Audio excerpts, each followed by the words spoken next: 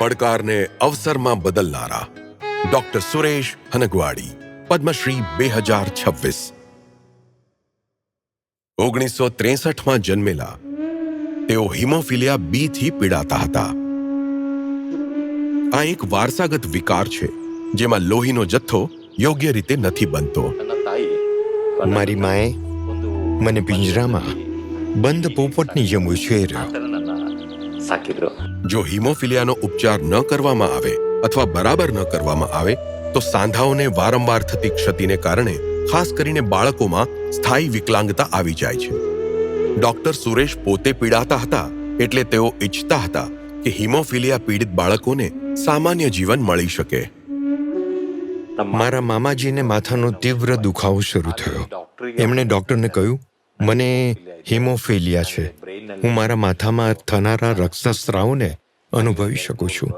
એમણે ડૉક્ટરને 2 થી 3 બોટલ લોહી ચડાવવાની વિનંતી કરી અને સાઇનસાઇટિસ સમજીને ડૉક્ટરે એમને એન્ટીબાયોટિક અને પેઇન કિલર્સ આપી અને એ દિવસે અમને ઓપીડીથી બહાર મોકલી આપ્યા. પછી એક પાર્કમાં તેઓ તીવ્ર દુખાવાને કારણે કણસતા રહ્યા અને મને કહેતા હતા, પ્લીઝ તારે ડૉક્ટર બનવું જોઈએ. એકાદ અઠવાડિયા પછી એમનું મૃત્યુ થઈ ગયું.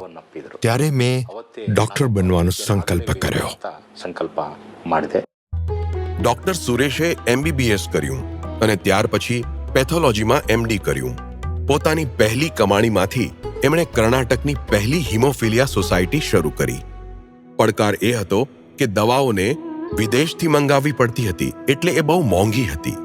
એટલે એમણે ધનરાશિ એકઠી કરવાની શરૂઆત કરી જેથી કોઈ પણ દર્દીને ઉપચાર વગર તકલીફ ન થાય. એમણે સમાજના બધા જ વર્ગોને સાથે લીધા અને એમને આ ઉદ્દેશમાં યોગદાન આપવા માટે પ્રોત્સાહિત કર્યા. રક્ત વિકારોના ઉપચાર માટે એક પ્રણાલી સ્થાપિત કરવામાં આવી જેમાં સામેલ હતા ડાયગ્નોસ્ટિક્સ, ઇનપેશન્ટ ફેસિલિટી, હાઇડ્રોથેરાપી, ફિઝિયોથેરાપી અને રક્ત કેન્દ્ર. એમણે પરિવર્તન લાવવા માટે સંઘર્ષ કર્યો. હિમોફિલિયા ઉપચારના અભિયાનમાં સરકારી પ્રતિભાગ માટે અવાજ ઉઠાવ્યો. 2005માં દેશમાં પહેલીવાર અમારું રાજ્ય કર્ણાટક હિમોફિલિયા ઉપચારના અભિયાનમાં ભાગ લેવાવાળું પહેલું રાજ્ય બન્યું. જ્યારે કરુણા અને સાહસથી ભરેલા જીવનની વાત આવે ત્યારે ડોક્ટર હનગવાડી એક શ્રેષ્ઠ ઉદાહરણ છે. આપણા લોહીમાં માત્ર ક્લોટિંગ પ્રોટીનની ખામી હોય છે, ઉત્સાહ કે બુદ્ધિમત્તાની નહીં. યોગ્ય ઉપચારથી હિમોફિલિયાથી પીડાતા આપણા બાળકો આ વિકલાંગતા અને પીડાથી મુક્ત થઈ શકે છે. ડોક્ટર સુરેશ હનગવાડી, પદ્મશ્રી 2026. કોટી કોટી નમન.